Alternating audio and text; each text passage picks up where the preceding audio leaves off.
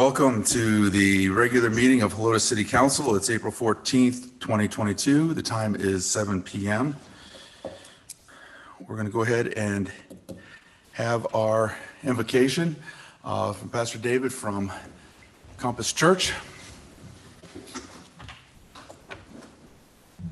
Thank you.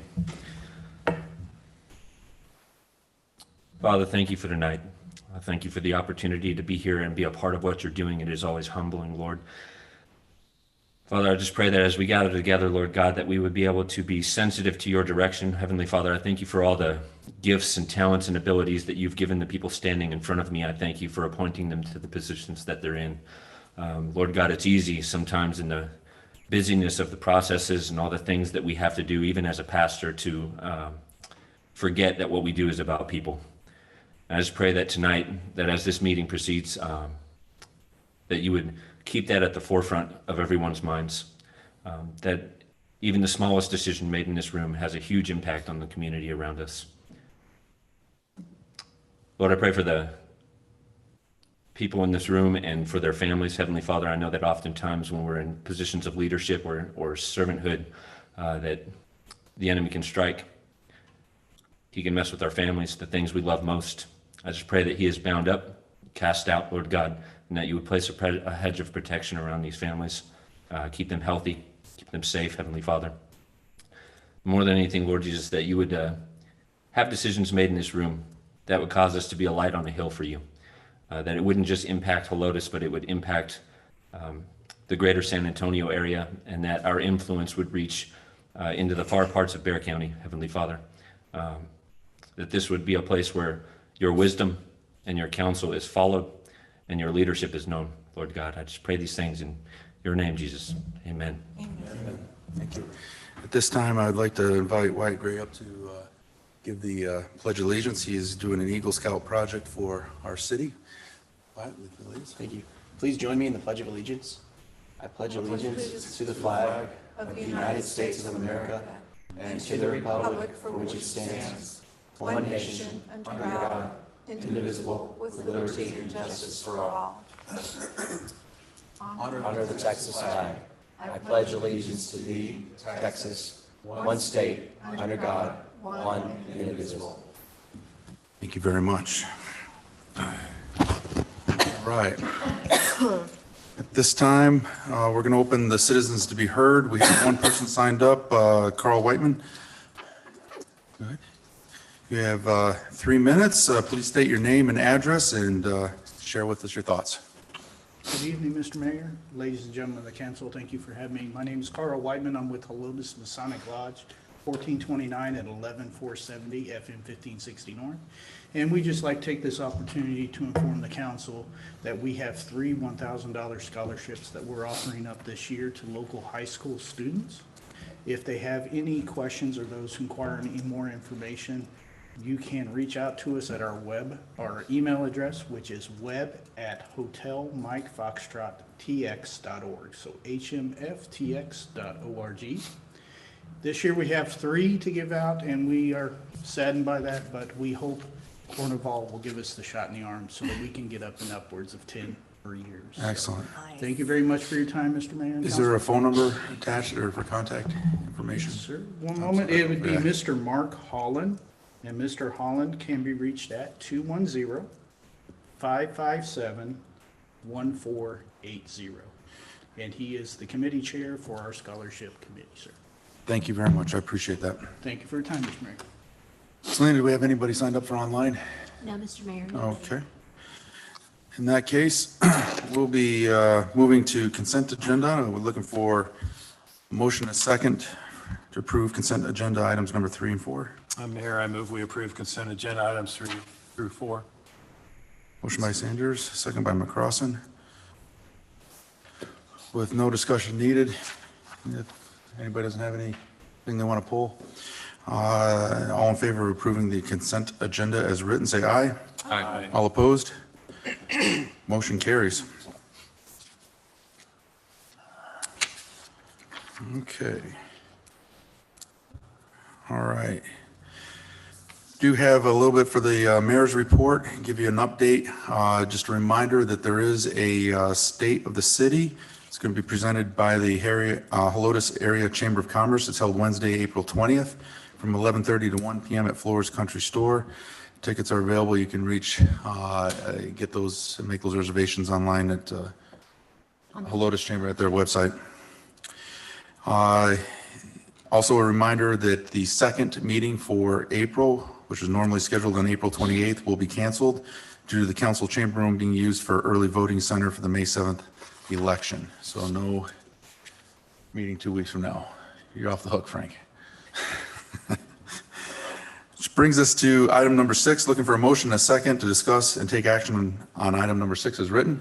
Mr. Mayor, I move that we discuss and take action on item number 6 as written. I second the motion. Massey and Salazar. Councilmember? I'd like to give some background information that I believe is important for my colleagues to know before they make a decision on this agenda item. Mr. Anderson emailed me in September of last year with the idea of replicating the original general store sign that fronted Bandera Road. He saw the sign in the book, Helotes Images of America. He asked me if I would support him as president of the Historical Society and as someone familiar with the long history of Helotes. I told him that I would have to bring it to the Historical Society board. I brought his request to the board, and they were unanimous in their approval of this sign replication. Please note that our board is comprised of individuals well-versed in historic designations. One of our board members is a former president of the San Antonio Conservation Society, and another was president of the Helotes EDC for 13 years and was intimately involved in the writing of the Old Town Sign Ordinance. I wrote a letter on behalf of the board to P&Z President Greg Michelle indicating our approval of Mr. Anderson's request. However, before I could send it, Mr. Anderson told me that he had spoken to a city official, and that official told him that the sign, quote, would never fly, and he needed to come up with something else. I was disturbed by this communication. Although it may be that his sign request would not have met approval with P&Z, it deserved to be submitted and discussed. Instead, Mr. Anderson submitted a two-sided pole sign that did not pass muster with P&Z and was also not approved by the Historical Society Board.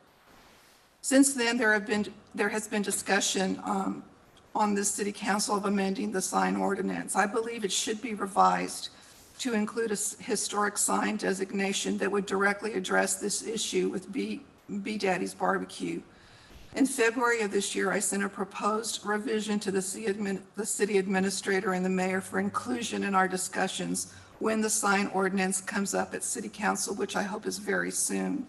You each have a copy of the letter and a photo of the sign that of the things that I'm discussing. I know that we cannot discuss the ordinance today, and I also know that we can only vote on the agenda item as submitted. But I think it is important to know what has transpired to get us to this point, and I am hopeful we can resolve this issue soon in a way that will benefit all involved. Mr. Anderson is rightly frustrated by this process. He needs a sign that can be seen on the highway. However, I cannot support the sign he is proposing today. I agree with Planning and Zoning's unanimous disapproval of this V-shaped billboard. It is an eyesore, and it does not meet any of the creative sign criteria. To allow such a sign will begin a precedent in Old Town and our city that we will soon regret. Councilmember? So I attended the Planning and Zoning meeting where the sign was first brought. What I heard stuff on both sides. The main thing was everybody seemed to be in agreement, and at least two members of the Planning and Zoning Committee said that they supported that B-Daddy's needs more visibility from Bandera Road. They supported that there needs to be a bigger sign or something that draws attention. They supported that this is a small business in Helotes and let's work together on this. They gave several suggestions and at one point said, well, would you like to retract what you've given us originally, which the sign looked a little different from what we're seeing here, and go rework it a little bit and bring it back, and we'd be happy to look at it again and let's talk through it.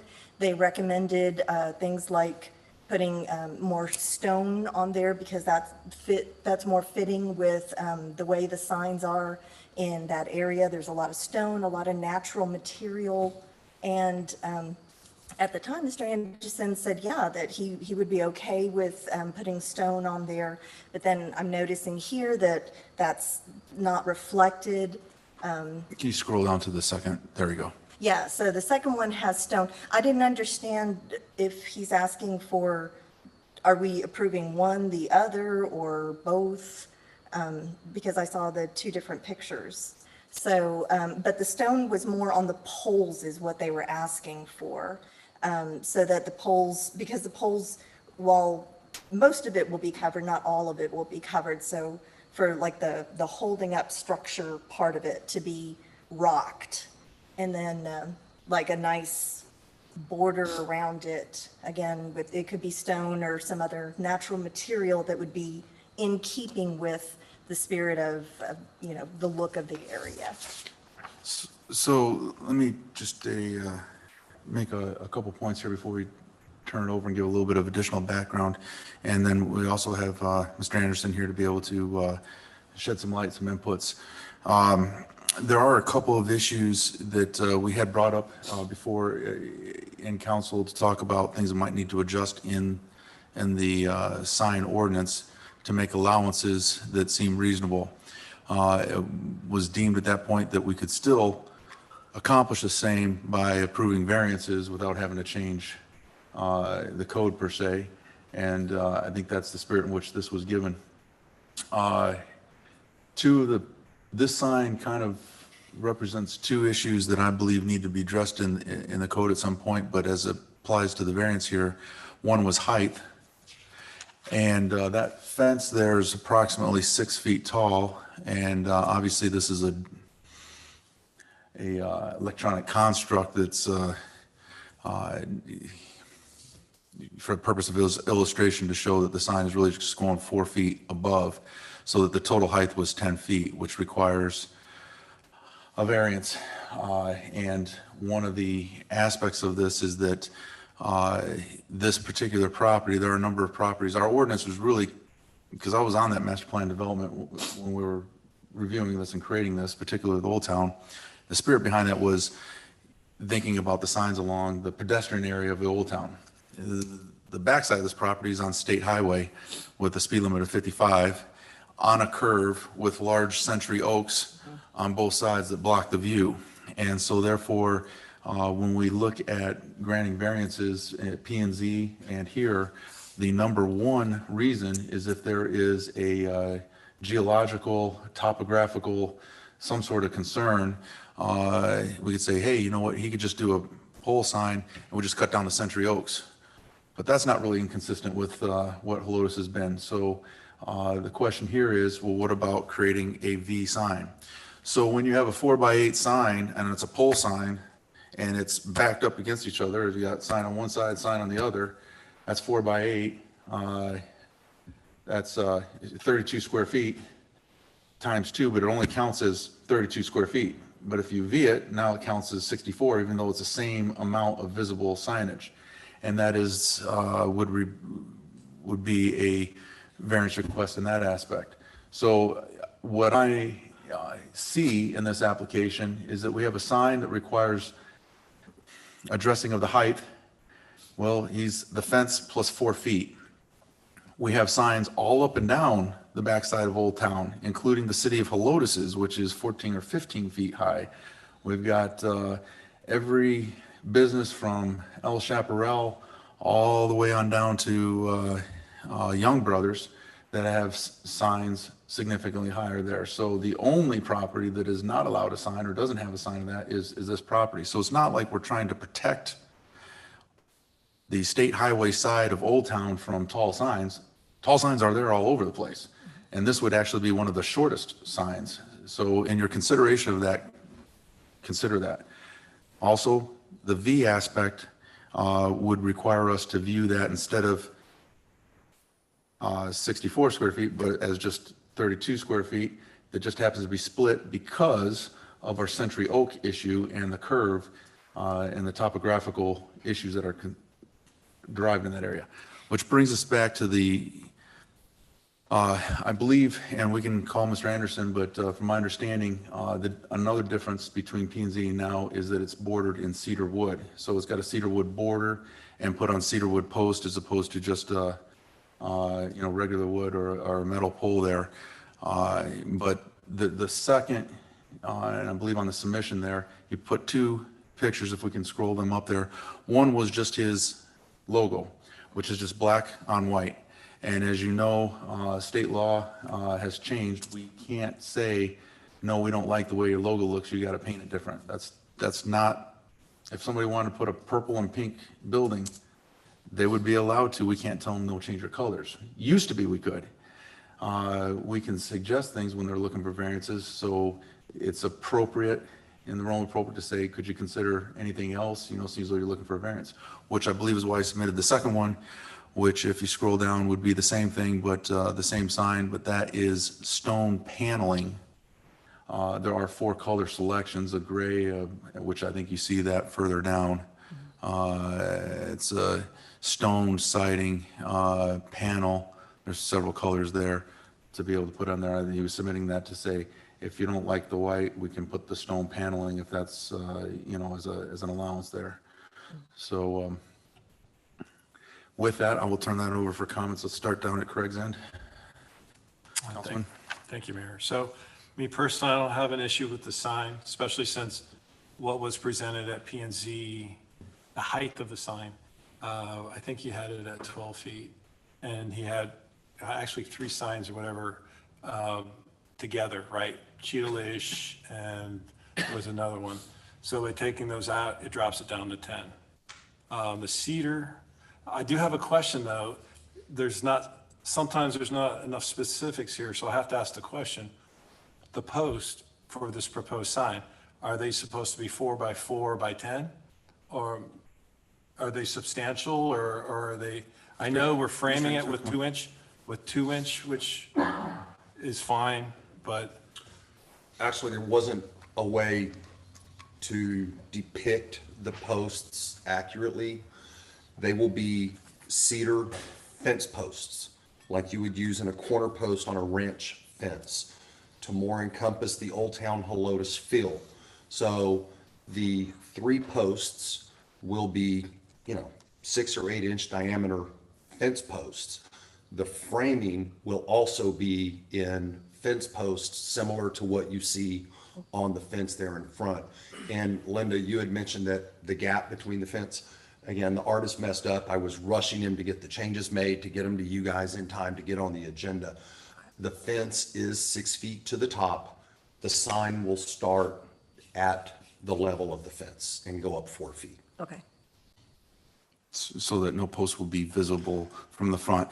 And correct me if I'm wrong, but the idea here was a creative take on a monument base where we normally have rock surrounding monument base. Indeed, the sign that is on the other side, by having it behind the fence, kind of hides it. So encasing it in a rock, it's kind of like putting real expensive stuff on the inside of a closet that you can't see. It's a non-visible area by putting it and using the fence as a de facto pseudo monument base to give it an old town feel, as opposed to a more modern rock base. In fact, that fence is also used to hide our dumpster. You can see the dumpster there in the gap between the bottom of the sign and the top of the fence post.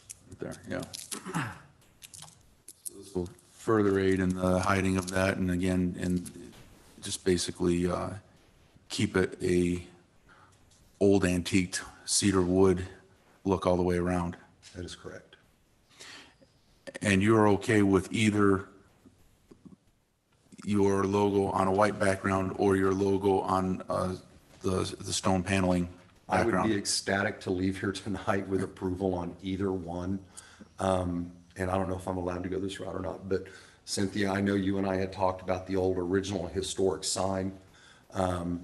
I'd love to have that sign, but quite honestly, I think it would be the largest sign in Helotes with the exception of Young Brothers. It was a huge sign, and I did look into building that sign, and it was $150,000 to build it. And I just can't afford to build a $150,000 sign. I mean, it would be beautiful. I would love to have it. As far as the V shape, there are currently 6 V-shaped signs in Helotes jurisdiction, starting at Young Brothers, the nursery across the street from me. I believe the dentist is the 3rd one, which was just recently approved in a variance. There's one a little bit further up on the right-hand side of the construction company. It is 8 foot by 16 foot green with white letters. And there's one on the left-hand side of the road at the used car lot. And there's one other one I'm missing. Ingram Builders is the 6th one. Okay. Any additional stuff, Councilman? Yeah, absolutely. So I looked at the sign that you presented, Mr. Anderson, at the PNZ. And so it was the same size. Each panel was going to be 4 by 8. Yes, sir. So the design you had on there, though, it filled in that whole space. You had B Daddies, it was a black background, red, and it filled the whole space. If you go back to this, I see a lot of white space. I see a lot of sign, but nothing, no value added, right? And we're all about the appropriate proportions, right? I think that's part of the creative sign process is proportionality. And there's a lot of whiteness there. And I think I understand why, because, you know, that's probably perfect for a 4 by 6 or maybe a 4 by 5. Was there an opportunity for you to play around with, more sign isn't necessarily better in my opinion. And so I was just wondering, it just seems to me there's a lot of whiteness there. To be honest with you, I've not explored it. You know, I told the artist, hey, 4 by 8. You bring up a good point. Actually looking at it, we could probably go 4 by 6. So, And I'd be fine with that. At this point in time, I just want a sign. It's either I'm getting a sign or I'm getting a pig, one of the two. so I came up with that idea because I went down to the dentist thing there on Whippoorwill, and it's 4 by 6. Now it's on a monument, but it gave me a better idea of what it would look like. I just had to imagine it elevated, right? And I actually had a guy out there walking his dog, take my measuring tape. So it was 4 by 6. So that would be something I would recommend making that more proportional. I'm okay with the cedar. I'm okay with the V. There's something though that you said at the last P&Z meeting, and the mayor just talked about it briefly too. And this is just information FYI. I talked to the city arborist. Yes, You can cut down, trim whatever tree you want to the left of you. yes. And if your good friend who owns several properties over, just wanted to take 1 or 2 of those, that kind of oak tree, it's like fingers coming out of the ground. If you took out 1 or 2 of those fingers, they would have to do it, right? It's not your property. That gives a lot more visibility just by taking 1 or 2 of those and still leaving the canopy. So in this picture right here, in the far right, there is a cedar elm. And I've actually emailed Josh, the city arborist, and asked what process, et cetera, I need to go through to remove that tree. And I'm saving those emails. I'm not going to cut a tree down and get in trouble. But I do have permission from him to cut that tree down. As far as the property on the Helotes Bicycle, the Googer House property. That's text. Next door to me between Flores Country Store and I had reached out to the highway department because it is TxDOT frontage, so they have to cut it, or Hank can cut it. I can't legally cut his trees. And I had reached out to them a few years ago and they came out and they trimmed a little bit. And I happened to be there on the day they were trimming. And I was like, guys, you got to take it further back. And the way I approached it is not for visibility of my restaurant, but a safety concern of people pulling in and out of my driveway on the curve, the obstructed view. And they informed me at that time they couldn't cut any further back because they were oak trees. So I've reached out to them again and requested them to come back out. And I've contacted them twice. In fact, Josh was kind enough to give me their number. So at this point in time, I'm waiting on the highway department to see what they can trim and cut back. So I bring that up because go back to the proportionality of the sign. That elm tree or whatever that tree is, it is definitely in your way. Yes. The owner of the property that you rent from does not need a special permit or anything according to Josh. I talked to him. He even asked if he needed to be here. I didn't think he needed to be. Hopefully I'm not wrong. But he said you can, in the mountain laurels, you could trim those back a little bit, and that provides more visibility, so you don't have to have this big humongous sign. I just wanted to bring that to your attention. I would be 100% perfectly okay if we cut the size, the width from 8 to 6. If I could leave here with approval on a 4x6 foot sign, I'm gonna dance a jig going out to my truck. I mean, it's, you know, I've gotten on a kick, do a sign. And I get frustrated, and so I wait, and then I get on a kick, I need a sign. And so it's kind of been this ongoing back and forth process over the years. Frank, we have the, as that's a modification that we're suggesting, and it's acceptable to the individual. If council wanted that, we have the ability to be able to approve that. Yes, sir. Restriction. Because it's or that smaller than modification. what was proposed. Because if it was larger, you would not, you'd have to go again through the process. If it's smaller, you do have that option. Okay. Anything else, sir? My last question is, we talk about a solar light. Could you explain the light to me? Just Home Depot solar downward pointing lights on the top. I think they make LED solar lights. I haven't gotten into the specific which light, but they would be downward facing lights in compliance with all the code. Okay. That's all I have. And just so there's no misunderstanding, we will be abandoning the existing monument sign. That'll We be can't taken have down. two Right, signs. right. What are you doing with the metal signs that are on there? Are you gonna just throw those away? They're like 4 by. I can't offer you one. They're really, no, We'll the auction owner's- them off. I they're don't- really nice. No. They're really, I know you changed logos, but Yeah, those look very historical. yeah. Councilman? Yes, I do have a few things. You know, so first, right off the bat, almost, you know, marketing advertising for about a decade now. I'm looking at our creative sign review, and I appreciate you coming back and trusting the process, because right off the bat, you hit number one, for it constituted a substantial aesthetic improvement to that area. So as I see it, he's adding to the character of that fence there and covering a commercial dumpster. You know, and, you know, to add into this whole process here, what the mayor said, you know, the intent of the ordinance was to protect the pedestrian area and the actual physical internal Old Town area. This is a state highway. I was not keen on the whole idea of, you know, the V-shaped signs earlier, but as I saw it represented in that graphic that you produced to us, I understand the concept behind it.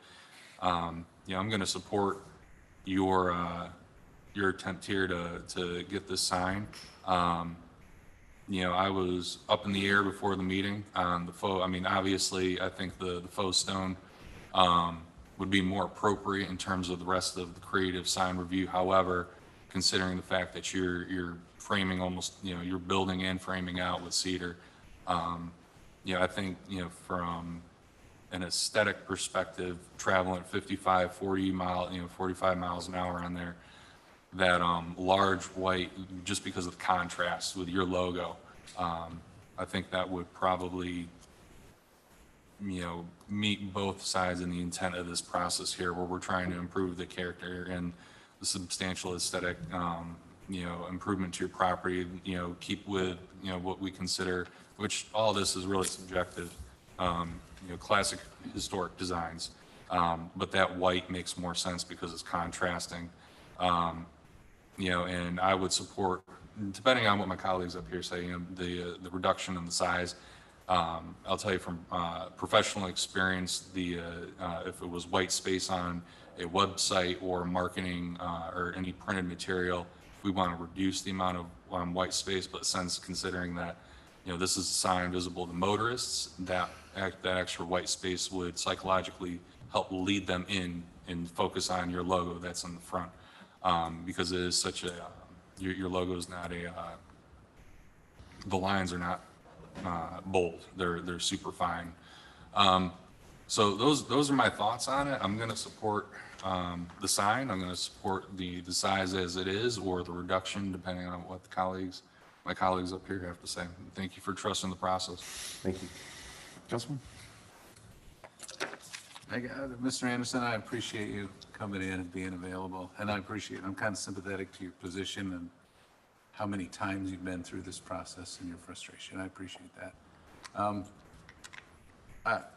My colleagues up here have really covered a lot of material, and so I don't really have anything insightful to add to that. So I like that you're amenable to all this process, that you're interested in reducing that sign, which would be, I think, kind of beneficial to the look of Helotes. So, thank you. Frank, I'm gonna have to tap you for some counsel here. We have a couple of suggestions of modifications, and before we actually vote on an overall amended motion. One would be if we were to approve the sign on changing the background to stone, or, you know, proving it was stone versus white, and also if we need to require it to be 6 foot. We take those on separate motions. My recommendation is that each amendment to the original sign be voted on separately. Okay. And then it would be basically an amendment to the original motion, and then the original motion as amended would be voted finally. Okay, so so we would be looking for a secondary motion to require the size to be, to approve it at 8 foot then, and if that fails, then to approve it at 6 foot? No, right now there's a motion to approve the sign. So there would be a motion to amend the original motion to reduce the sign to 6, and you could do it all in one, reduce the sign to 6, and instead of a white background, the stone covered background. Okay. If there's a second, you would vote on the amendment first, and then on the motion as amended, finally. Okay. Is there anybody that would like to? No, that's fine, that's fine. Is there anybody that would like to make an amended motion? Mayor, I move that we amend the original motion to have the signs, the white background sign be 6 feet versus 8 feet. Okay, I second. a second, motion a second, so we have, do we have to We will need a vote on the amendment. vote on the amendment? Okay, so that's what I thought, thank you for the clarification. Just so that we can, I'm going to get technical here because this is important. So it's not just 6 feet, we're reducing it from 4 by 8 to 4 by 6. Is what you Correct, meant. Correct. Percent. Each of the panels times Panels. 2 panels. And then the sign is option 1, that's what's being approved. Right. And also his monument sign will be abandoned, his existing monument sign. So those 3 things have to be, Well, the abandonment doesn't have to be in the motion because it's per code. The abandonment is per code. Yeah. He was just confirming that, because that's separate. Okay, So you want me to say that again? No. no. I think I said it.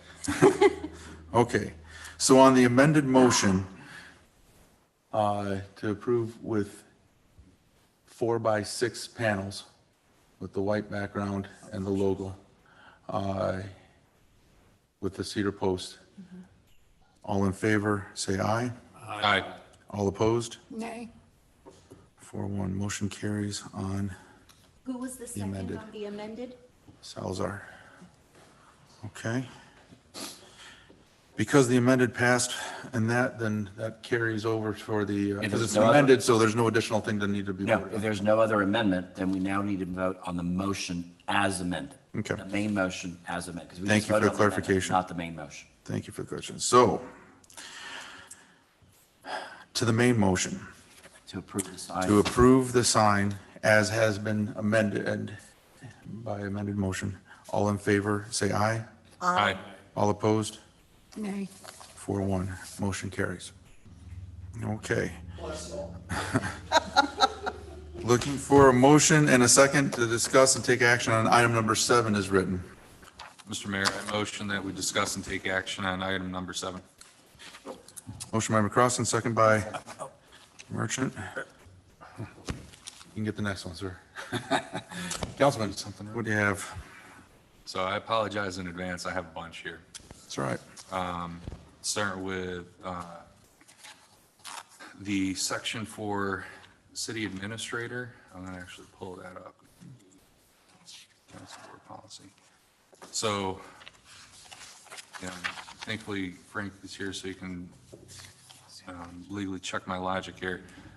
Since we now require that the city administrator serve on the Helotes Economic Development Corporation as an ex officio member, would it be appropriate to add that into the city administrator? This is on page 2.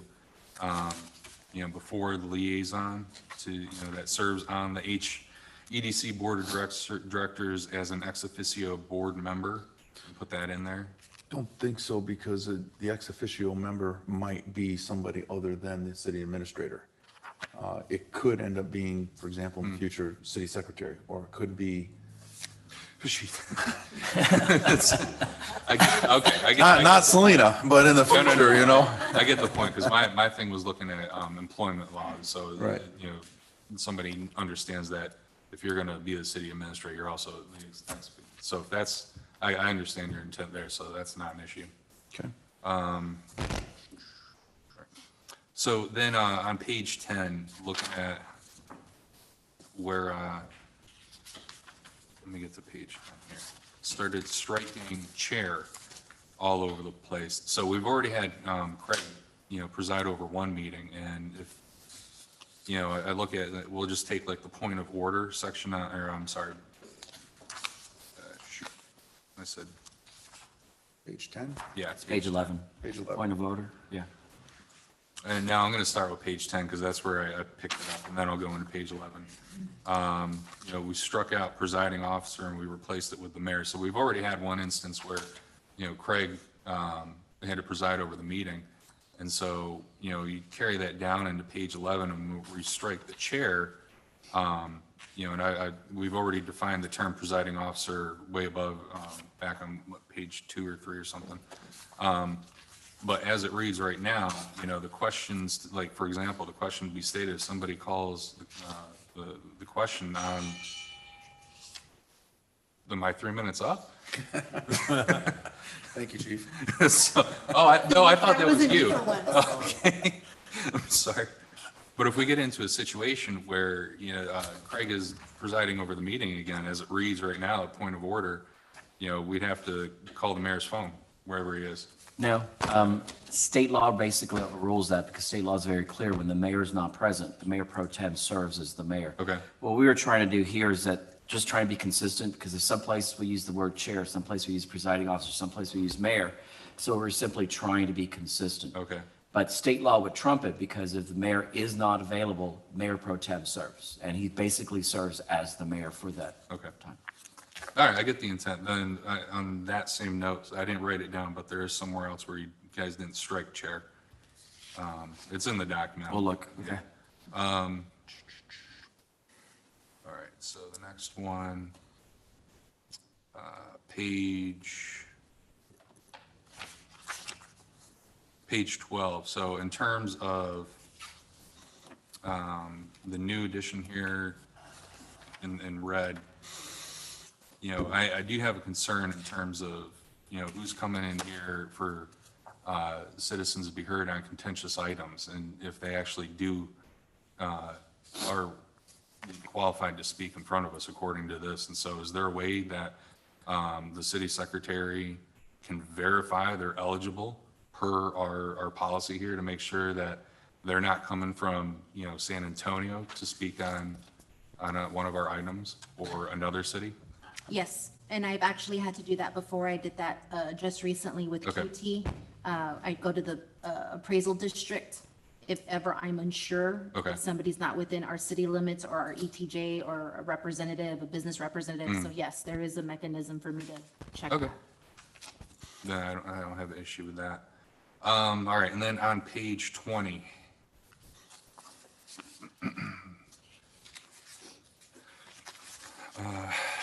So, the property ownership addition to reside within the corporate city limits and own real property under the requirements for appointments to one of our boards is, there's nothing, so obviously I'm a little uncomfortable with that one because there's nothing in, Texas code that says I need to own real property to put my name on the ballot for election. And there's nothing on our website that substantiates that as well.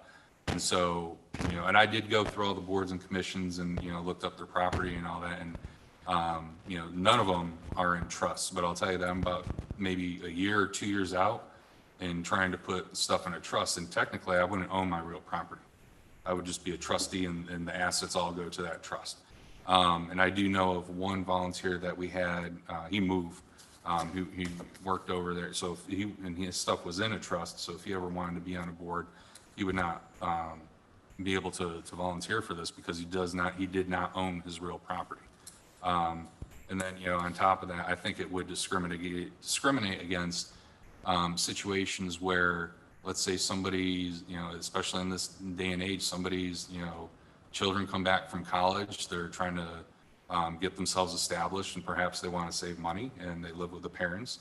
This would prohibit them from, as a registered voter, if they are, volunteering on any of our boards and commissions. So I do take issue with the ownership of the real property on those points. Is that a requirement, Frank? No, sir. Okay, so we It's can not a just, we can change that and say, just leave that with, reside within the corporate city limits. And for some EDCs, some cities basically reside or own a business in the jurisdiction, because not maybe everybody who owns a business in Helotes lives in Helotes, but because they own a business, they're interested in the EDC. Oh, no, I'm done in general, because I thought the EDC would not be applicable to any of this, because even in the EDC's bylaws, Right. It goes down the list. But I was just of- mentioning that part Okay. with regard to that, but for all your boards and commissions, there is no legal requirement. You have to own property to be on any board or commission. As the council member said, you don't even have to own real property to run for office. You just resident and reside in the jurisdiction. So, you brought up, and so the last point I have, you brought up the EDC, in their bylaws, people there, I think it's up to 3 members can be outside the city limits. So is there any implication? Because it's already addressed above it, but, Yeah, because the EDC is really controlled by its bylaws and its articles of incorporation.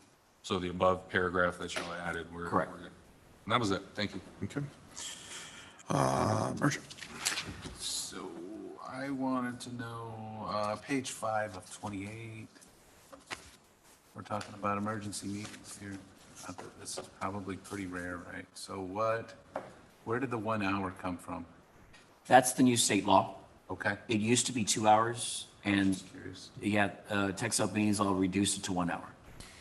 Very good. I think that pretty much rose right after the snowpocalypse, correct? Actually, it was right Emergency before, Situation all here and had to be able to do some sort of city business to save lives, and you needed, times of the essence at that point. Okay. But it does have to meet the standard of emergency. correct. You can't just say, ooh, we forgot to do this, let's call it an emergency. Got it. Okay, thank you. That was it for me. All right, this time we'll start with Councilperson Massey. I have just a few things, but on page 7, what about the mayor's report? The following illustrates typical order for conducting a regular meeting. Can we put that in there? That's what we have been doing that. So I would put it, I guess, between 6 and 7, isn't that usually where it is? So I would just put mayor's report. On page 11, I seem to hear some discussion about this, about the three different terms, chair, mayor, and presiding officer. So I started to figure out why this was being done, but on the point of order where it says the chair and it changed to mayor, I just put, because I had the same issue with the fact that the substitution, okay, anyway, I would just put the mayor or designee, should the mayor be absent, shall determine all points of order, because of the way it's written under substitution for mayor. The mayor pro tem or any council member who serves as chair shall be entitled to vote on any matter.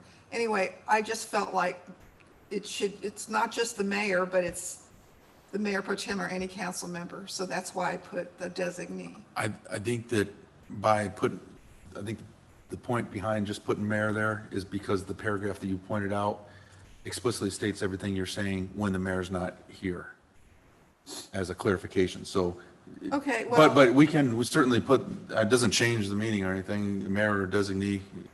Frank, any issues with that? No, I mean, now looking at it again, it says the mayor may call if he's going to be, or if he or she's going to be unavailable. Well, it's not really may. The mayor shall call the mayor pro tem, because under statute, that's who is. So not we like go the calls mayor, someone else. So mayor or may designee? should be shall. Right. So that's another word that needs to Yeah. be fixed. And thinking about it, just looking as we're talking, it really should be shall, because under state law, that's who it has to be. Well, and that's what it says, point of order, mayor shall. It is shall. Unless the mayor pro tem's not available, you know. If it's emergency management, the mayor pro tem is, I thought it went you, and if you're not available, it goes to the fire chief. Oh, no, this is for meetings. Oh, okay, Yeah, this is just for meetings. This is just for meetings. okay, This is not EOC. Yeah. all right. EOC, it falls on me and then you, So you think the mayor, or chief, I'm sorry. the substitution for mayor should say the mayor will call or shall call on the mayor pro tem Shall call, rather than may, okay. shall. Got that, Selena? Okay. The next is on page 13. This is the one that, the way it was written, to me, it opened up a can of worms because it says, or talking to someone there's something that's not on the posted agenda and they're up to talk about it and they can talk. But it was, or a discussion regarding when the matter can be placed. I don't think we should have a discussion with somebody because we don't know. Anyway, what I did was I went to look at the actual statute or the actual rule, and I just changed it to adding, let's see, section addressing the council, insert language in the last paragraph to read the city policy on the issue. A statement of existing city policy on the issue, comma, direct the person making the inquiry to visit with staff, comma, or indicate whether it may be placed on the council's agenda for consideration at a future meeting. And basically, I just took that from the law. So I think that's what we need to do on that one. How can we briefly identify that? Because I'm constructing an amendment that's I'm going to read off and somebody can say so made and seconded. Well, I have it written right here, if you want. You can just say the language revision to 7, 11, 13, and Yeah. 20, whatever this page is. Addressing I'll the hand this council. to you when I'm finished. I Okay, have one okay. more. The last one that I have is page 27. It says, subject to the law, this is the very last sentence, dissolution. The mayor, with approval by the city council, may dissolve, subject to state law requirements, any body that in their opinion has completed its working function. So I'm thinking they meant any/body, but it doesn't make any sense. So I just put committee or volunteer entity rather than body. Shall dissolve, subject to state law requirements. Right. It's not an individual that we're Right. getting rid of. It isn't. Any, Yeah. Like a faith. We're Any- not gonna dissolve a any, person. So so I put, yeah, so. Any committee or, Any committee or volunteer entity. or that'll work. Here, you want to hand this to him? Okay, thank you. There you go. Those are mine.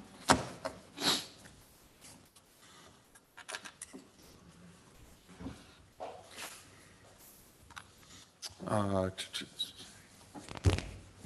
All right. So in going over this, I really like the changes. I felt like it more accurately reflects either how we're pretty much already doing it or we should have been doing it.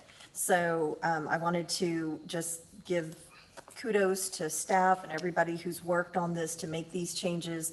I think going forward, things are going to be a lot more clear because of this. So good job. Thank you for, I'm sure, a tremendous amount of work went into this. So thank you. Okay. Councilmember? Everyone had great comments. The only thing I have is page 3 under city council meetings. And so it's mentioned somewhere else, but it was added in red on here. It says all agendas will be posted on the city website, which is fine, which is true. But isn't there one more step to making it officially posted or recognized by the state? Does it not have to be posted on the bulletin board outside? It does. Should that not be mentioned here? I know it's mentioned somewhere else. And I just know this because that's something that, So it is mentioned someplace else. I just We know, highlighted it on yeah. the screen. but since we there. go to the trouble of saying city website, that could be, somebody might interpret that as, well, then it's official. We've met the 72-hour Texas Open Meetings Act, when technically you have not. I'm just thinking by adding it there, there's no confusion. So, You added to the second bullet, all agendas will be posted on the city's official bulletin board no later than 72 hours. I mean, you're repeating, you're saying it in one area, but you're concising it that not only do you have to post it at City Hall, you also have to post it 72 hours before at City Hall. So, If somebody doesn't read all the way down through and then they stop here, they think they're compliant. Then that was my only concern. so we could write this, we already have all, hold, go back up. There, page 3, there we go. So posted no later than 72 hours prior, all agendas will be posted on the city's website and publicly accessed bulletin board. Official bulletin. The official, and the official bulletin board. However we identify. yeah, I like it on the second bullet only because right now it's clear that the agenda has to be posted physically at City Hall 72 hours before. With regards to agendas on the city's website, the law doesn't say 72 hours. It simply says as soon as possible before that 72 hours. Sometimes there's technical difficulties that prevent it and so forth, but at City Hall is where you must have that agenda posted 72 hours. It has to be, it's a requirement for physical posting Right. that we read in the state open Correct. law, which is, so you would prefer to have that All agendas will be physical when, posted. on the second item? Yeah, inserted on all the second agendas will be posted on the city's official bulletin board item. No later no than later than 72 hours prior to this scheduled meeting. on the, On the, And then pull. on the official city. Okay. Okay, so we'll add that on page 3. Which change?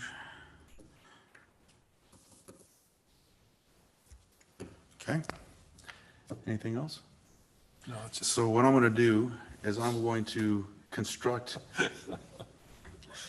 for your ease and enjoyment, a amended motion. No, did you have any comments? I did. Yeah. Oh, I just wondered why we only have 1 hour. oh, okay, that was it. That was it. So I'm going to craft a amendment, and I'll be looking for somebody to say, so made, and a second. So we're looking for somebody to make a motion, an amended motion, to approve item number 7 as written with the following amendments. Consistent use of mayor as opposed to chair and other titles. To add the language of reside or own a business in town in the city limits. To add the mayor's report, Mr. Mayor, not own a business, just, sorry, yeah. reside within the town. It'll only be reside. Add a mayor's report Language change as identified on page 3. Language change as identified on page 13. And language change as identified on page 27. For somebody to make that. So made. So made by Merchant. Seconded by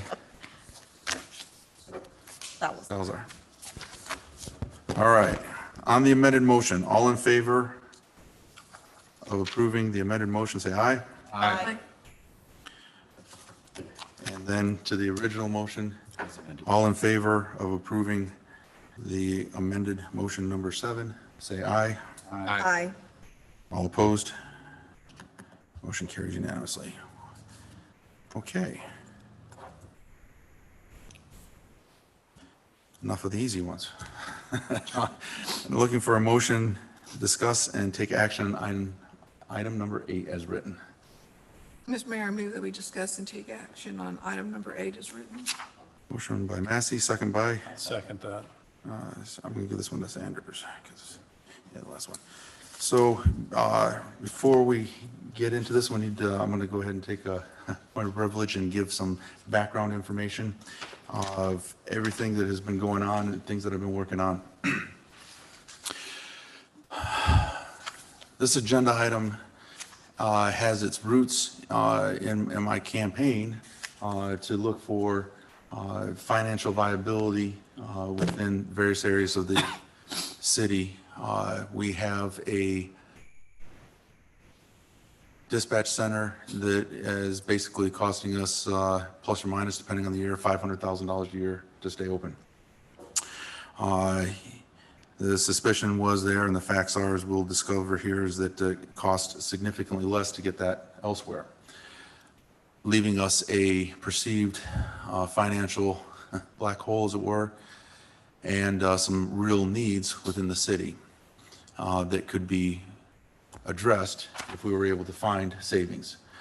And the question here is multifaceted in the sense of there is no question that we have a quality dispatch center. I stand behind our dispatch center. They're great people. They're doing a great job, and that isn't part of the question. Part of the question is what services are available elsewhere, what level of quality do they offer, and any difference in quality, what is an appropriate amount to pay up for that service with respect to being able to do our due diligence and be fiscally responsible to the citizens in respect to our overall budget and services that we need to provide. As an example, speaking with Chief Hunley today in our leadership conference, we have a weekly conference of all the division heads. We haven't added a single police position in 10 years. We've had people leave, and we've added people. We've been hirings and whatnot. I believe we've added some fire position here and there, but our city's grown significantly in the last 10 years, and we've had no additional police officers. At this point, we have, depending on the shift, either 3 or 4 traffic officers, people that are patrolling. We have detectives, and we have our chiefs, et cetera. But there's not that many people patrolling our streets. The single most common call I get, and most frequent, including this week, is can you please send us some police officers to stop people who are driving 60 miles an hour down. This week it was Iron Horse Way, and it was 2 communities this week, Beverly Hills. Previously it's Cedar Springs, it's been Helotes Crossing, it's been Circle A Trail, and the problem is that with only 3 or 4 officers to cover our city, as soon as there's an accident, and there almost always is in the morning on Braun, there's 2 of our officers there for a good portion of time, leaving the whole rest of our city all the way out, almost out to 211, with 1 police officer. And that just is not fulfilling our responsibilities as a city to provide our number 1, and that's public safety. So how do we do this? We need monies not just from savings, because savings will cover hiring our needs for 1 year and then we're out of savings. So we have to take a look at operational budget, and that's what forces us to take a look at where can we have increased efficiencies. I spent 9 months working with our previous supervisor, our current supervisor, various members of staff, trying to look for options, looking for grants. Can we find city or state, federal grants, county grants to be able to provide for it? We looked for other customers. We used to have more customers. They left us because they were able to go to Bear County for significantly less price than what we were charging, and then ended up not being charged at all, so they were basically getting services for free. And it was very difficult to try to get them back as customers, because anything more than free was very expensive for them at that point, understandably so. We looked for possibilities with Bear County. I looked at opportunities to try to explore maybe we could become a substation for Bear County, seeing that there's growth all over the county. Explored that with Bear Dispatch, Bear County 911, Metro, and Bear County Dispatch, the Sheriff's Office, and there was a lot of people who thought that was a great idea, but when all was said and done, their budget process kind of sealed that down. One of the steps that we had to do was, number one, find out what would be the pricing for Bear County to do our dispatch. It took many, many months of just them not returning phone calls. We finally got some help from the county commissioners. They said, no, we need to get you these answers, and within the week we had answers. And basically they gave us a generic formula, which is up on the screens right now. This was us being as generous as possible, meaning counting everything we could to come up with the largest potential price tag that, given the information Bear County forwarded to us, where we could expect a maximum price tag of $145,000 and change for a year's worth of dispatch. So there's two discussions we need to have inherent in this agenda item. One is, can we afford, or can we realistically and responsibly continue? Let me back up. First thing we have to determine is how much quality differential is there between what our dispatch offers and what, say, Bear County offers. What variance is there? For example, if we're the standard 100% and Bear County is 90%, okay, we got a 10% differential. What's it worth to pay for that? Which would be the second question for discussion. How much is it worth to pay it? So if we determine that there is, and I do believe in some aspects, we have done some research, and I'm going to call upon our fire chief to come and describe the fire side. I'll go ahead and speak to some specifics on the police side. There is no doubt that when we transfer calls to Bear County, there is a delay, but that's a transfer process from one agency to another. And that's been the biggest concern for quality differences, is like, well, we always have delays because when we try to transfer them, but that's an outside agency transferring into an agency. Calls that are handled by that agency are processed in an expeditious manner, so that that delay really is more one that we perceive, but that's not really an accurate perception of reality. It's because it's based more on how long does it take to transfer a call from an outside agency. I did also speak with some police officers in Leon Valley who we used to serve. We did dispatch for them. So they were under our system, and they were also under the Bear County system.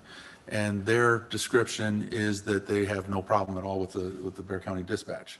So I kind of tried to grill them on, like, well, we're faster, or we're more, more attentive. And they said, well, it really hasn't been a problem. So there really was no perceived change in level of service. That being said, I'm not saying anything at all derogatory about our people. Our people are doing a stand-up job, and they're doing an excellent job. But the perceived difference from talking with people that have been under both systems in the patrol cars, I haven't found a great level of difference. On the fire side, there is some significant issues, and I'd like to invite the fire chief up to describe the fire side, because it is two separate worlds. Mayor and council, I think the best thing for me to do is just entertain questions. Well, then, if that's the case, let me ask you to describe what is the environment, because we rely heavily on mutual aid. Yes. And we are on one system, and our mutual aid companies are in a different system. So if you could describe the challenges in operations, Yes. having responding units on two different systems. Well, essentially, when we're dispatched by our agency for calls within the city limits, smooth sailing. It's actually gotten better over the last year or so. And we've instituted some changes. The dispatch supervisor and I have worked on a lot of changes on the fire side that have improved our efficiency tenfold. So there's really nothing I can say about our dispatch in a negative way other than we're trying. The problem our dispatch has is they are technologically challenged, and technology is very expensive for this type of system. We do operate directly off of the Bexar County system when we make mutual aid calls, or if we have units coming into town to provide mutual aid for us. And essentially what that means is we change a knob on the radio and go to a different system and talk directly with Bexar County Fire Alarm, which is the Bexar County Fire Dispatch.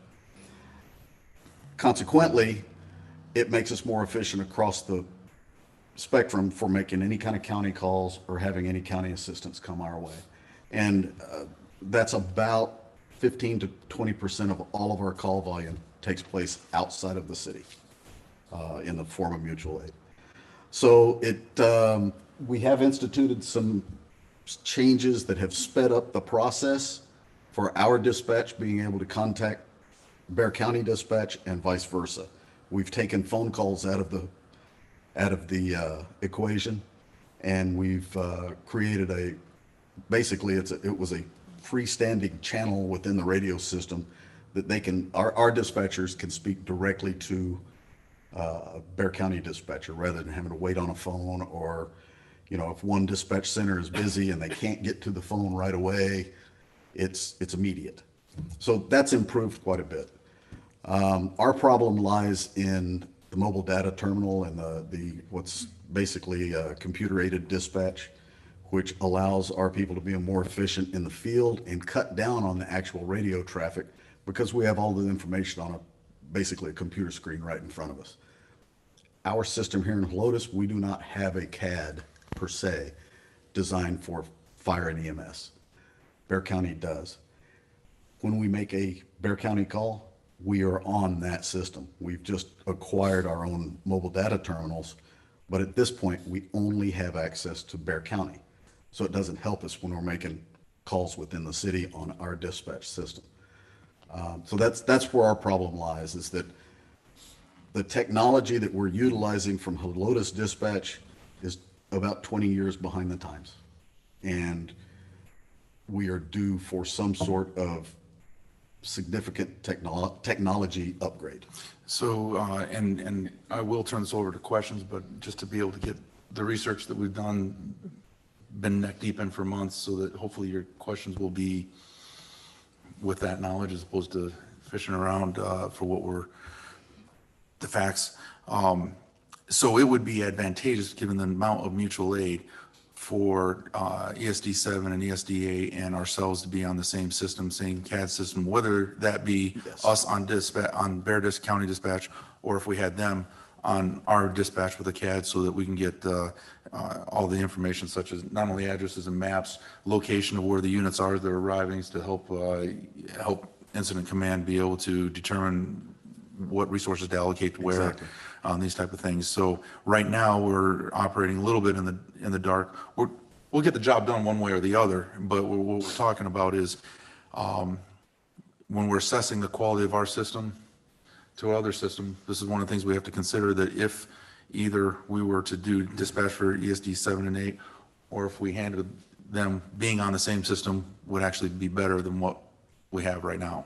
I think ultimately, and the indications that I've gotten from people that I've spoke to with Bear County, is that everyone's preference is that we're all on the same computer-aided dispatch system with the same MDTs countywide, regardless of where we are in the city. San Antonio being the exception, because the volume in the city of San Antonio is so high that the county would not in any way, shape, or form be able to handle that type of volume. Yeah, I was actually talking to the chief of communications today, earlier, actually. Yeah, they have capacity. They could swallow us in a second, but Bear County, they do more than all of Bear County combined. Oh, sure. Yeah, I'm sure. San Antonio system. All right, so. Never called, by the way. So what I would like to do is turn this over to questions that you may have, or whether for the chief or discussion amongst ourselves, because what we need to do is determine what our perceived and what we think our level of superior service is, and try to whittle that down to what it actually is. And then we have to have the responsibility to put a price tag on it. And the best example I have that is, gas station A, I'm not going to use names, let's say at gas station A, everybody's got $3 gas. Gas station B, man, they're really nice, and they handle your receipt, and they have some real service, and you might pay more money to go there. But would you pay $9 a gallon for your gas because there was better service? How much better service does there have to be to pay $9 a gallon over $3 a gallon? Because that's what we're facing here. 500,000 versus the going rate is 145,000. So with that parameter in mind, we need to determine, are we being responsible to our citizens for paying 3 times the price, more than 3 times the price, when we could be using that money for the things that we absolutely do need, such as we're 8 officers behind schedule right now, and that doesn't even cover 8, but it takes a good chunk of it, or we could chip away at it with several other things that we're looking at as well. So I'll turn that over for questions and discussions. We will start with Councilmember Massey. At this point, I don't have, thank you for giving us your information. That was very helpful to me. I just wanted to make the comment that I was on the council, and so of course was Rich, when we voted to have a dispatch. This was Mayor Schoolcraft's baby, basically, and we all said, okay, let's do it. But there was 2 stipulations. One was that the perceived quality was be better than Bear County. But the second, and this was just as important, was that eventually, within 5 years, it would pay for itself. We would have other people on board, and we wouldn't have to be paying almost $500,000. Well, that never has come into fruition, and it's been how many years since we've had dispatch now? About 12? 11, 2002, Yeah, 12 years. So we're on 12 years. We've actually lost the 1 or 2 cities that we had. And again, competing against Bear County when they're giving it away for free is something. So I agree, and I'm thankful that Rich is looking into this. We were the fact that the quality to me is, it seems from what I'm hearing from you and from the police department, is so minimal. I mean, it's good when you're in Helotes, but there's a lot of other aspects we have to look at. The other thing, though, was we do have this equipment. Now, you just said it's 10 years old and may not be able to be used. I mean, are you talking about the equipment we have now in dispatch? Are you talking about, because we were thinking of getting these new radios? Yeah, the equipment that's in dispatch right now would be obsolete by December, the end of December. Okay, but if we got the new equipment, If you get the new equipment, we have to have it operational by July all right. in order to meet the deadlines for the new system going online. That's a county, actually, it's a region-wide radio system.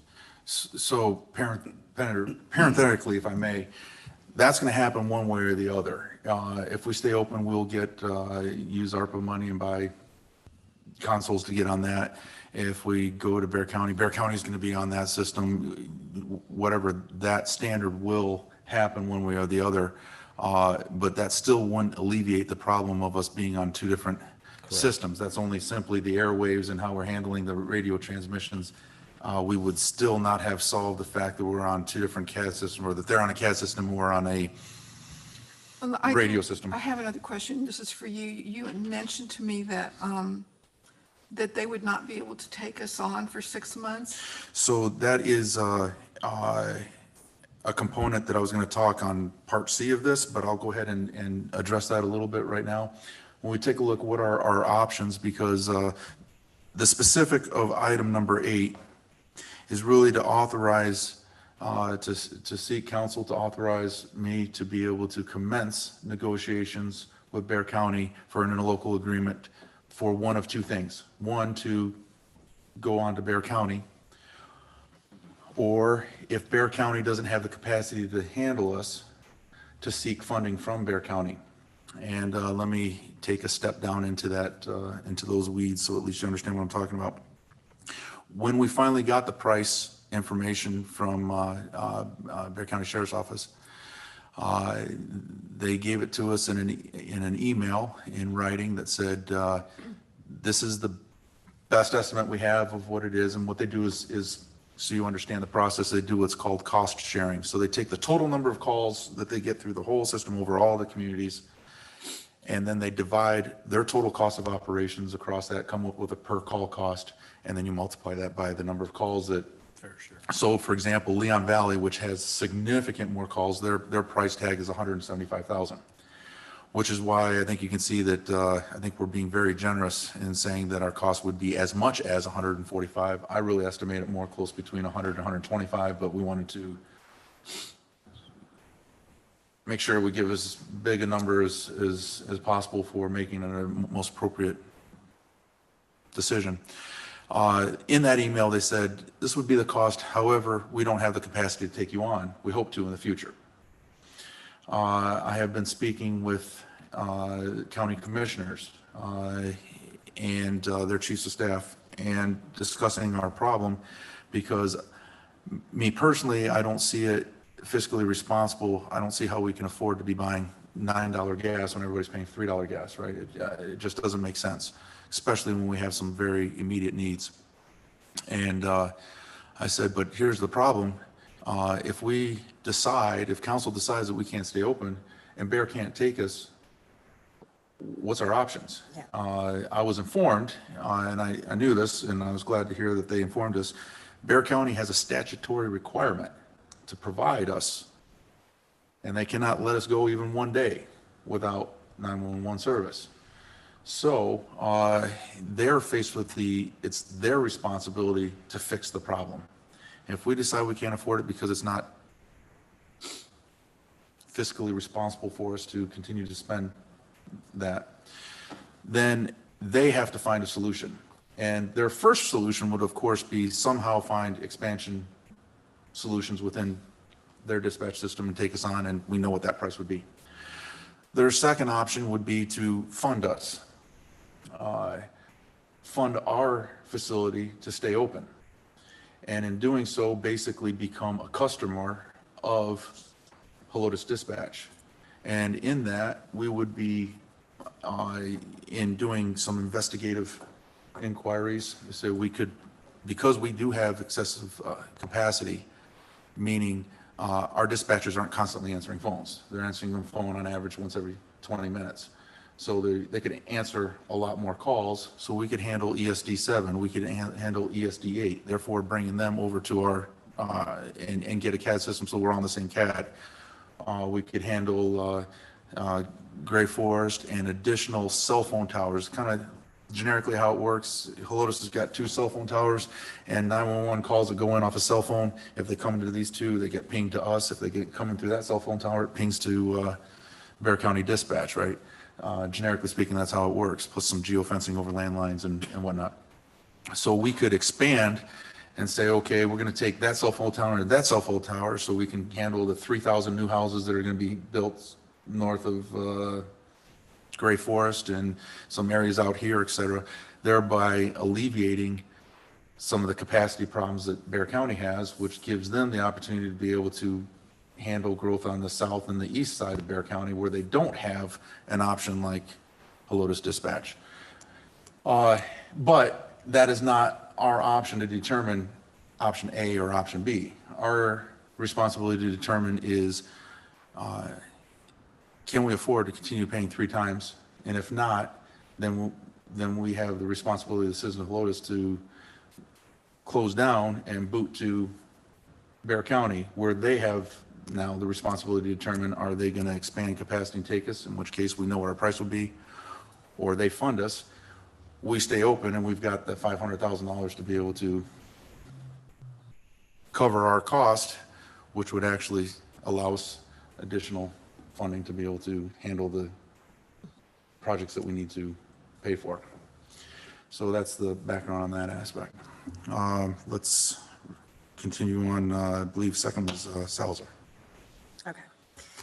All righty. So I have several questions. Yeah. Certainly. Calm down. Okay. So what I wanted to hear directly from you is, what do you see as the downside of this, if any? From the fire and EMS standpoint, there really isn't a downside. Okay. Either way we go. I think the worst case scenario is it would be that we're not able to go with our dispatch fully onto the Bear County CAD and make it all encompassing. Okay. I've mentioned several times that for fire, it's a lot different setup and scenario and kickoff than it would be for law enforcement. I really can't speak to the law enforcement side, but hopefully, does that answer your question? Yeah. I wanted to hear from Fireside, and then, I don't know, Mayor, if you wanted, if you could speak to, is there any downside for the police department? For, as far as integrating into the Bear County, if that's. Yeah, so if The worst case scenario is that we forward. shut down and we hire and contract in there. For fire, it's really literally at this point, just really flipping a switch. They're all set. 5 minutes. 5 minutes running. and we're on. Okay. On the police side, we have some programming to do with some radios, and I think there's going to be some 911 Metro programming that has to be done, but this is a process that would take some lead time for them to get the programming ready and then switch over. It's not problematic. In other words, we're not going to be without service. Okay. We have plenty of time to be able to prepare for that. And also, point of note, if we do decide to, and I'm going to use the term very loosely, if we do decide to close down, right, and go to Bear County, but they can't, 2 options happen. We go to Bear County, or they end up funding us and we stay open. But if we end up going to Bear County because they have that capacity, that does free up our ARPA money that we were talking about of $180,000 of ARPA money that was going to be going to consoles, that we can now spend that money on other items that we normally would have been paying for cash out of our pocket for. As you know, we looked at projects, and so without getting into that topic, I'm just saying that does have a financial impact on the rest of the city as well, too. Any other? Yes. More questions. Sure. Okay.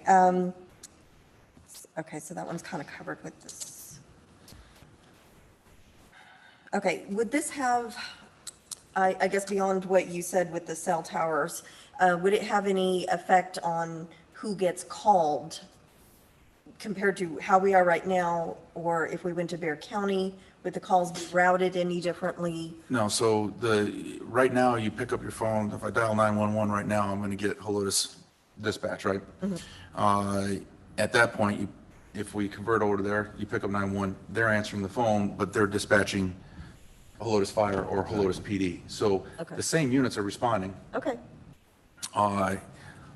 Let's address the response times, because over the last several weeks, Chief Moreland has been having a unit that was dedicated to Bear County Dispatch on the fire.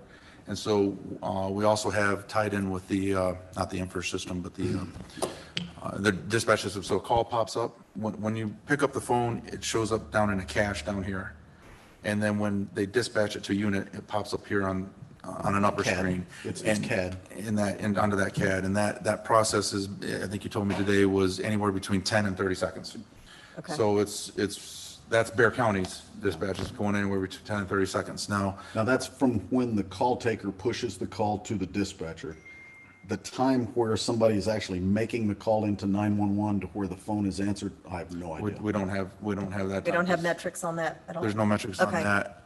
We don't have metrics on, do we have metrics on how long, okay, so let's, thank you for coming, Jamie. We're going to tap you for, I know you were down. excited to get up here and speak, but this is also your baby too. And I would also like to point out that I have been in communication with Jamie along the way. Portions from months ago, there wasn't enough to say to, as things developed into the point of a plan and some options brought her in there, but what is our time from the time somebody picks up the phone on average until somebody answers? So 10 seconds or less for our call center. Okay, Bear County's call center, I do not have exact numbers for because I don't have access to that. That is something that would need to be requested from Bear County. okay. I can tell you from personal experience, because I live in Bear County and I've had to call 911 for my daughter. I have sat on the phone for several minutes, listening to a recording, waiting to speak to somebody. Obviously, anything I say up here is going to sound like I want to keep my job. I do. I care about my dispatch center. I care about the city. I care about the citizens of the city.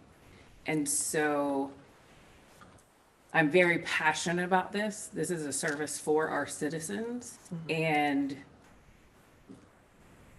taking it away, the cost is, I get the cost, I get the fiscal responsibility that you guys have to the city, but it's a service that you have to think about really hard, because you take it away, once you make that decision, unfortunately, the cost to bring it back, if you regret your decision later, could be substantial.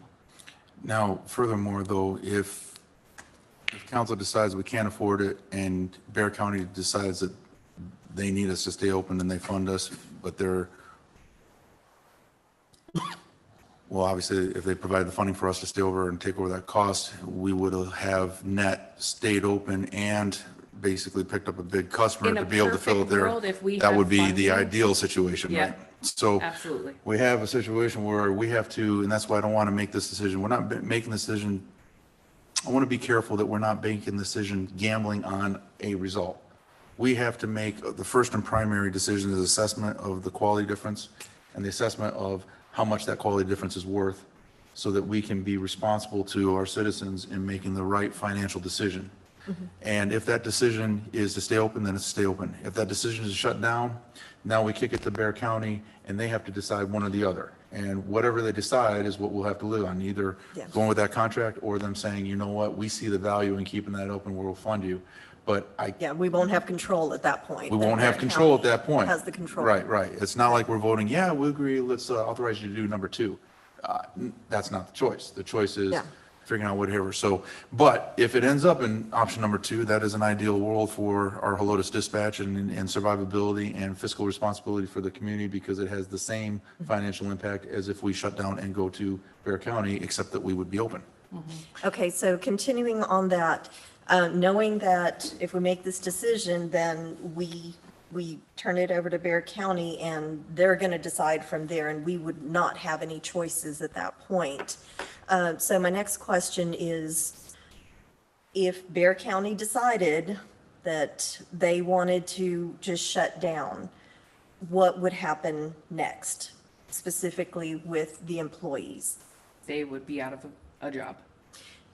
Has any provisions been made for severance, retraining, Not that I'm anything like aware of. that? No. Okay, is that something that we could consider putting So- in place before we turn anything over to where we don't have choices? Well, number one, I wanna make choices. there would be a timeline, right? At least till mid-July before, switches be flipped. So it's not like we make this decision and they're out of job tomorrow. Number one, we still have to wait to hear what Bear County says. Of course. And one thing they may say is to keep us open.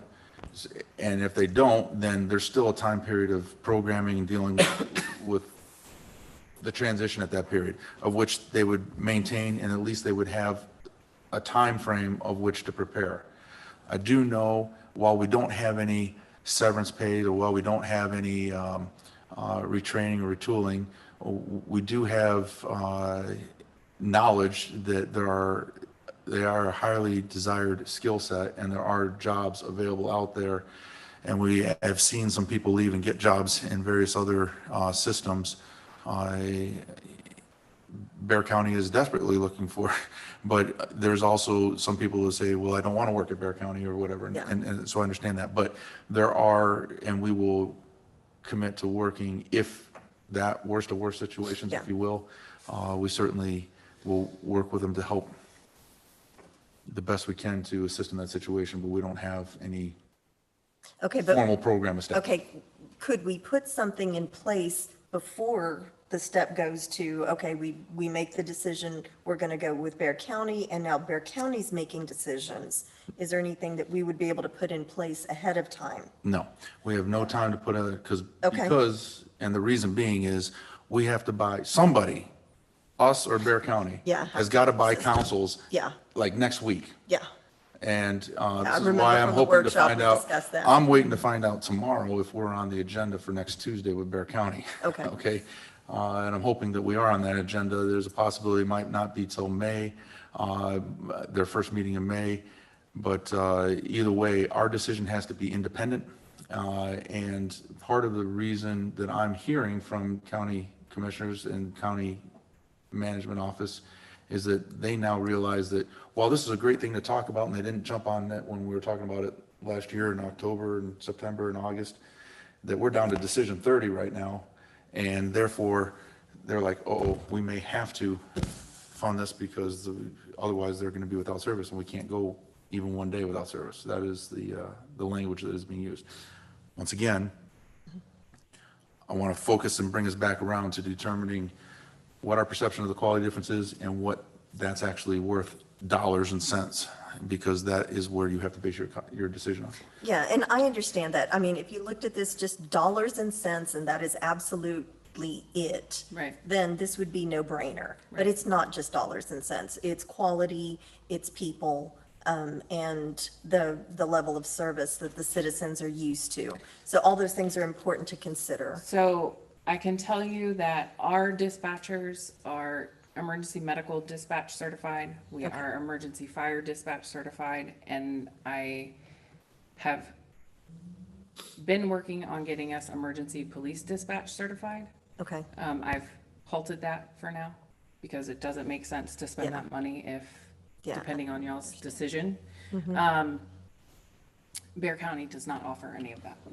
okay, so that was going to be another thing that I was going to ask is. If they get a medical apples to call, apples. they have to actually transfer it to Acadian to Okay, do their emergency dispatch. And then, I'm not exactly sure on the process if Acadian then transfers the call back to them, if they push it to them through their CAD. I'm not exactly sure of that process. Okay. But they can't actually give medical direction over the phone. We can. okay. Then another, I know I'm asking a lot here, but I want to understand this before I make my decision. And this is something that I can see both sides. And having been on the fun end of being laid off, I know exactly what it feels like, and to have that hanging over your head. And, it is a possibility that our current dispatchers can say, hey, okay, they approved it, we're out now because we know the hammer may fall. Might not, but may fall. And everybody has their own bills and their own, monetary needs. Of course, they should take care of their families first. Understood. One of the other things I was just trying to understand is there any way that Bear County would, once we've turned it over to them, can they decide to reduce services? Can they decide that, hey, taking you guys on is just too much? Everybody's just going to have to sit and wait on hold. And we're not going to absorb the Helotes dispatch, we're just going to stay with what we have and y'all are just going to wait longer. And that's So- going to be the end of it. So, no, they either have the Okay, capacity. that's what I'm or asking. They don't. So right now, they're telling us they don't have the capacity. Yes. And due to personnel, COVID, and various other issues, their bottom line is, we'd love to, we can't, we hope to in the future. So the question then is Bear County, under their statutory responsibility, they have to determine, well, if they can't, then here's an option to fund them. Or they have to kick it into gear and expand their operations to be able to take us on. Again, that's their decision. And I want to focus us on our decision on. Well, yeah, I'm just trying to where- get a but yeah, better but that understanding is, so so. I can make our No, decision. I understand. That's why I was saying is that there's no case of like, well, we don't have the capacity, so we'll just have to have you have super long wait Yeah, times. that's what I'm They just asking. don't have the capacity to be able to handle that call volume, so they can't accept that responsibility. Okay, do they have like certain numbers that does Bear County have certain numbers like they have to hit, like for capacity? Yes, they do. purposes? They do. Okay, and those are, I don't know what those specific. Okay. I know what the result is that they're at that capacity, so they Okay. can't handle it, is in the words of their Okay. captain in the email directly to us. okay. Thank you very much for answering my questions. I appreciate it. I apologize, Councilman Sanders, it was actually you that had made the second, and I jumped you. I apologize about that. I jumped on the SA first. It's really good conversation, dialogue. I really don't have anything to add. You know, the numbers that came back, and again, I don't want to be all about the numbers, right? I don't know what the saying is like, people know the cost of everything, but maybe not the value of everything, right? Correct. And I know that's what you're driving at. I know that's what you're driving at. What's better, how much better? My personal feeling, listen to the chief, I've talked to the HPD chief in the past too. If this number would have come a lot higher, I think this would be a really, really, really difficult decision to make. Not that it's not difficult now, but there's such a difference in cost. So I don't have any questions. Chief, that was good insight. And the mayor, with your background as a firefighter, you work with these type of systems every day. So yeah, I don't have anything to add to the conversation at this point. We'll roll up this way, Councilman. So, you know, during the campaign, this was one of those things where, you know, I think he took a chance to trust me. And when I said that, you know, I'm going to listen to all sides of the argument, especially since I'm not an expert on this, and that, you know, I would draw on my military experience and, you know, how the Army, you know, did its budget process. This is a difficult conversation, difficult situation. I do appreciate you running this to the ground.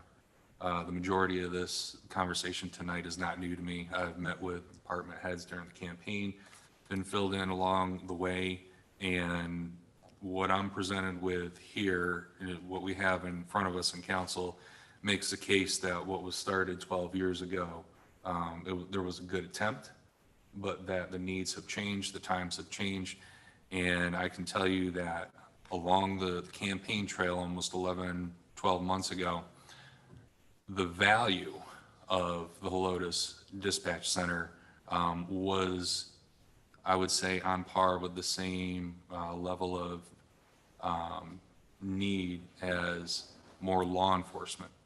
What I can tell you, since around Thanksgiving time, specifically in Cedar Springs, is that law enforcement, the need for more law enforcement, more consistent presence, not just to deter, but actually go ahead, investigate, apprehend, and you know, handle law enforcement first. That has taken a dramatic change, and so that, you know, the conversations and the casual observation and you know, out there in our group, our Facebook group there, it's not even coming up in terms of, you know, hey, what do you think this is going to be an issue that Rich is running on? You know, I like having them here. It is about, I'm tired of people coming in and stealing stuff. I'm tired of door knockers. I'm tired of people running stoplights. I'm tired of risking myself, you know, getting out onto Bandera and not knowing if I'm going to get hit. So, you know, and I think somebody shared, you know, a colleague shared a personal thing. Yeah, I've been employed too, and that's what prompted me starting the company. So I might seem like I'm looking at the money here and that I'll be cold, and this is a cold conversation to have, but, you know, I do foresee my responsibility at this time to, you know, when budget time comes around, push for the difference of almost $350,000 to go towards more law enforcement at this time. And that is not just based on the material here. I'll reiterate that is stuff that is happening in my neighborhood, and that's unfortunate. I'm sorry that we're having this conversation, but. So to be clear, what I hear you saying is that you're saying that you enjoy our dispatch, but the price disparity is, and the perceived need for increased law enforcement is greater than the need to maintain. At this point in time, yes, sir. Okay. Councilman? I have a great appreciation for this discussion. This is fantastic. I'm just like soaking it in. But I'm being asked to figure out the quality of service compared to this, To Bear County. to Bear County, and what services do we provide that they don't provide, and what services do they provide? And we do provide. So with that in mind, like my colleagues, I'm no expert in EMS or any of that. So I do have a question for the chief, I think, or maybe both. Probably both. On mutual aid calls, chief. Yes. We go to Bear County. Do they prioritize you over citizens in Helotes for a mutual aid called somewhere else? Could that potentially happen to us? And if so, what's the backup? Yes, and the backup would be another mutual aid unit, depending on who the closest mutual aid unit would be. So I think what you're asking is if we get pulled out of the city for mutual aid response, that requires both of our units, both the fire truck and the ambulance. Yes, sir. What happens here? Yes, sir. And with Bear County, and really even now, if we're in that scenario, what our dispatch does is call Bear County to find the nearest mutual aid unit to come into Helotes. So it really wouldn't change the scenario much at all. This is a quality issue, though. Yes. So if you're dispatched from Bear County, you've got to leave Helotes, the quality of service potentially could be less. Yes and no. Potentially, yes, it could be. But our immediate next response district, if you will, is ESD 7 for medical service, Unless they're on a call. followed by ESD 2. Right. And there's a whole It lot of tears what down. is- And what I'm getting at is that we are all, from a quality improvement and quality processing system, all of our emergency medical services are equal in what we're able to provide. So I'm very confident in saying if we have to rely on one of our mutual aid partners to come into Helotes to make an EMS response, I feel as if our citizenry would receive as good of treatment from any of our mutual aid partners as a Helotes Well, ambulance. so Jamie specifically mentioned Acadia. Is that as good as ours? That's last case scenario. That's past calling San Antonio Fire for help. Okay. So just so we know what it is, it's Helotes first, then our mutual aid, which would be ESD 7, ESD 8, ESD 2, and that priority. And so on. Then San Antonio, then Acadia. Acadia is a private transfer. Right. It's basically calling a taxi, essentially, at that point. I think it's important to note, though, that there are ESDs within Bear County That utilize them. Acadian. Yes, for they their do. So let me, primary EMS for response. political savvy and say that they're not a tax. They are paramedics. They usually one paramedic and an EMT is what as opposed to dual paramedics. A good example of that is ESD 8.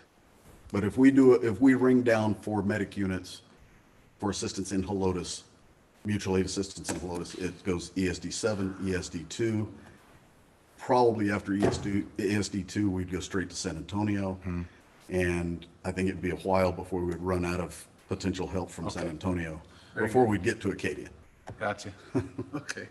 So we're essentially like doing a study up here of the impact of losing, and I don't think that's fair to us. I know it's crunch time, it's not, like, the study should have already been done. You know what I mean? Of this information. This should have already been done and presented.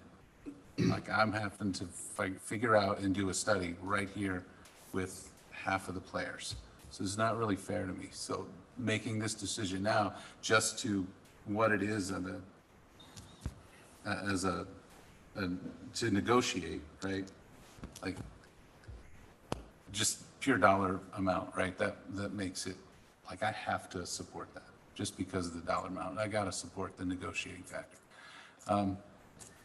You know, there was more impact to this than just flipping a switch, right? There's animal control, there's the court side, there's $180,000 we just spent on radios. I mean. Oh, hang on, let's clarify something there. I'm sorry. I don't know. No, that's I okay. can wait to the end or address these. I mean, it's kind of unfair to us. Our P25 radios still would stay. The radios that we've purchased already would stay with us because they're the new standard that Bear County will be operating on, so there's no waste in radios. Okay. Yeah, essentially, our that's- fire radios are programmed exactly like Bear County's, with the exception that we have our 6 or 8 Helotes channels added to them. Yeah. So we'd be using the same equipment. Okay, so you could go But I- line of sight, right? You I could do feel line of like sight? what you're referring to is the console radios. Yeah. The $184,000 Yeah. Oh, okay. for the console Now, we haven't radios. spent that money yet. We haven't spent that money yet, but we have to make that decision. Right. This is like, I'm backed up against the wall to make a decision. A little bit, and let me speak to that issue. I have been working and pressing, and you can check with Mary, and she can verify if she was zoomed in, she would tell you right now how many dozens and dozens of calls to Bear County and emails and just not getting information. We just got the information, and I can pull up the email here if you want, but just like in the sense of as I stated way back in June last year, when I came and talked with dispatch, this is not a case of, hey, Rich got elected, so we're going to shut down dispatch. It wasn't the case at all.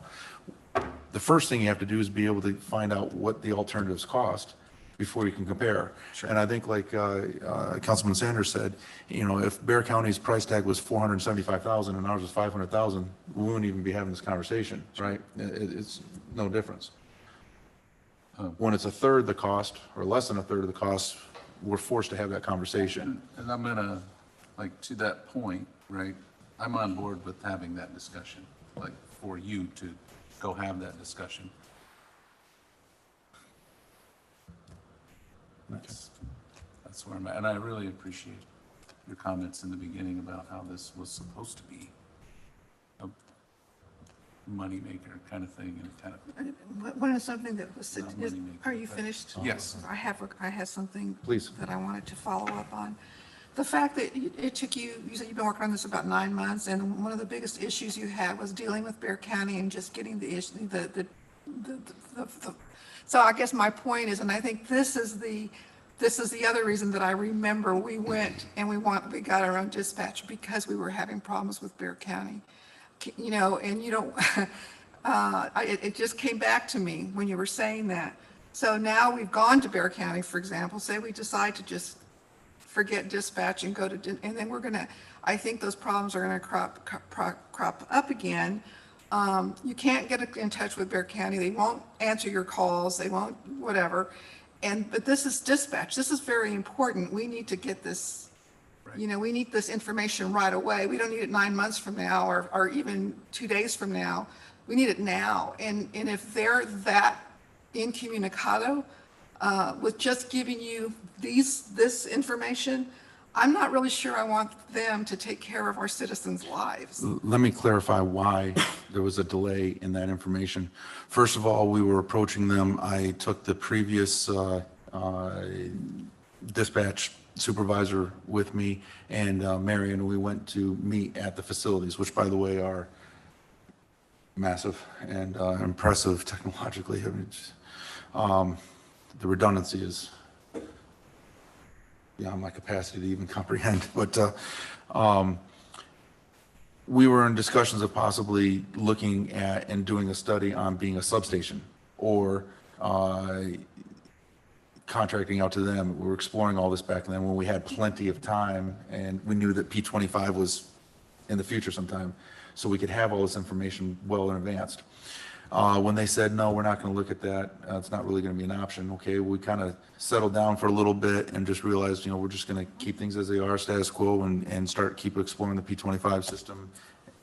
But I still said, we need to have this pricing. So I approached way back in September to get pricing, and they said, well, we can give you it, except that we're changing our model. We're going to what's called a price share model, which is they take all the calls, divide them up, and figure it out. And they were wanting to revamp that process and recalculate for everybody in October. When in October hit, they said they hadn't quite completed it yet. It was going to get into November. Then there was a question and comment section that I had heard from some politicians that were pushing the issue that Bear County residents pay taxes that go to fund Bear County Dispatch. So that may be one of the reasons why they weren't charging anybody, is because people were paying taxes for that service, and now they're turning around and charging them. And there was a double chargeation, which we may be, and I can't really dig down because now you're getting into stuff I don't get access to, decisions that are made on county management level. Why some people felt, well, how do we charge them when we're already taxing them for that service? So that may be why they weren't charging anything in the first place. Okay. So there was really kind of some, well, how do we give them a price when we're not charging? How do we determine that price? We're changing the model, and there was a lot of administrative change that was going forth. Finally, we got to the point here in February where we settled down on a model, get them their information, and at that point, it was really just about a week or so when they were able to push it out to me here in Well, March. the Helotes residents pay Bear County taxes. So Correct. does that mean? So that we are this- paying twice because we are choosing. It's kind of like, I guess this, So the best basically- example of this, you pay school tax, everybody pays school taxes, whether you have kids in or not. Right. But if you have kids and you choose to go ahead and take your kids to private school, you're still paying the school taxes and you're paying private school taxes. Right. We are paying Bear County taxes, and we are choosing as a city to even, Well, I just want to have another thing. We're talking about quality. I know we're talking about money too, money's important, but the quality of care and the quality of, and I had heard this before, that it's 10 seconds or less when someone calls. Yes. And 10 seconds is, but if you have to wait a minute or however. 6 much- minutes for my personal phone call. Okay, 6 minutes. A lot can happen in 6 minutes. Sometimes somebody can actually die. You get a call, 10 seconds, you transfer it, say it's somebody having a heart attack. How long then does it take our guys to get over to, say, in Helotes Park Estates? We have a response time of, Our average time last month was under 5.5 minutes. 5.5 minutes? From the time dispatch says go to the time that we arrive on scene. Okay, and that 5.5 minutes, you add that to another 6 minutes, that's 11 minutes. Somebody can die of a heart attack in that time, right? Okay, so this is the other issue. We have to think about the citizens and the quality of care they're getting. I'm just going to throw this out there. I think our citizens would think, you know what, our quality of care is worth what we're paying for it. to be fair, it's probably not fair to say that all calls take 6 minutes to be answered at Bear County. That was your experience on that time. Councilman here had an example, it took him 35 minutes to get a call when he was right at the bottom of Iron Horse Canyon to get Helotes to answer. So that was, Any issues with your cell service? no, when he got T-boned and an accident and assaulted, and we couldn't get any call processed, and that was right during our campaign. And so these are extraordinary circumstances. So it's not that every call was 10 seconds. In his case, it was 30 minutes and several calls back, and finally had to call Bear County to be able to get a dispatch. It was a boondoggle. That's not typical of their system. 6 minutes is unfair to say is To me- typical was your original calls to Bear County, to Helotes. Oh, 911, to 911? just a 911. So Yeah. When you got through to 911, I have questions, I'm Go ahead. sorry. So when you got through to 911, who did you speak to?